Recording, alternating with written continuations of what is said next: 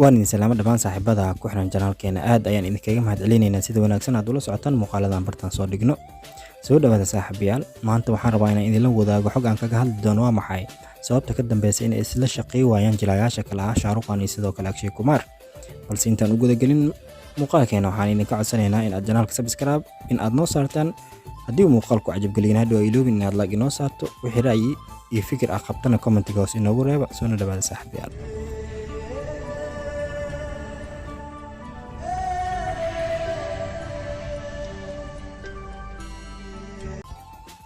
jilayaasha kale ah Akshay Kumar iyo sidoo kale Shah Rukh Khan waxa ay ka mid yihiin aktarada lagu jecel yahay Bollywoodka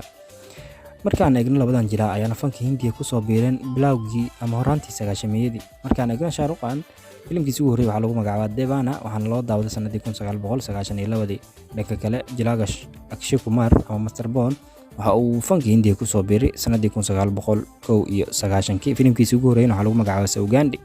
Shah Rukh Khan iyo Akshay Kumar waxay ka mid yihiin aktarada inta ugu badan aan aflaamta iskala soo muuqan marka laga reebo labadan jilaa ayaa waxa ay ka soo wada muuqdeen hal filim waana filimka caanka ah Dil To Pagal Hai ka oo is arkay iyo Madhuri iyo sidoo kale Karishma Kapoor ay ka ahaayeen hogaamiyaal dhanka Akshay Kumar uu ka ahaa nin ama muuqaal marti ay ku lahaa muuqaal xoogaa yar la yara fidiyay saaxiibayaal laakiin labada jilaa weligood filim dhameystiran oo caadi ma aysan iskala soo muuqan saaxiibayaal hadda waa maxay sababta ka dambaysa in iskala soo muuqan waayaan filim dhameystiran su'aashaasi waxaa la weydiiyay Shah Rukh Khan waxa uuna yiri aniga iyo sidoo kale Akshay Kumar isku dabeecad ma nihni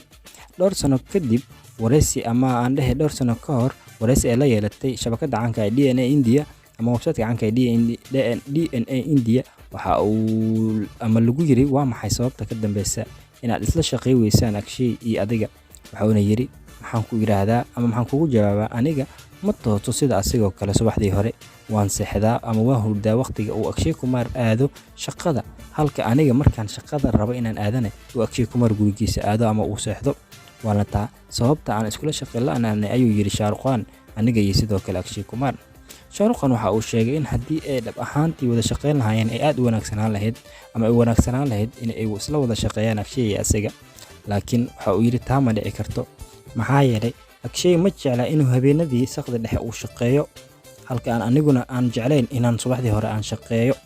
waana taa sababta aan iskula shaqeyn la'aanay ama aan iskula shaqeey weynay aniga iyo sidoo kale Akshay Kumar ayuu hadalkiisa ku soo gabagabeeyay jilaaga caanka ah ee Shah Rukh Khan Shah Rukh Khan markaan eegno sanadan soo socda waxa uu soo wadaa ama uu film u sameeyay directorka caanka ah Siddharth Anand filimkaas oo lagu magacaabo Badhan ninka waxa kula weheliyay ama qayb kale ah gabadha lagu magacaabo Deepika Padukone iyo sidoo kale ninka lagu magacaabo John Abraham saaxiibayaal intaas ayaan kusoo gabagabaynaynaa saaxiibayaal xogta yareed ee aan kaga hadlayno waa maxay sababta ka dambaysa in isla shaqeey waayaan Shah Rukh Khan iyo sidoo kale Akshay Kumar fadlan haddii aad ka hesho muuqaalka like inoo saar haddii aad janaalka cusub tahay subscribe inoo saar waana ku mahadsantahay daawashada muuqaalkeena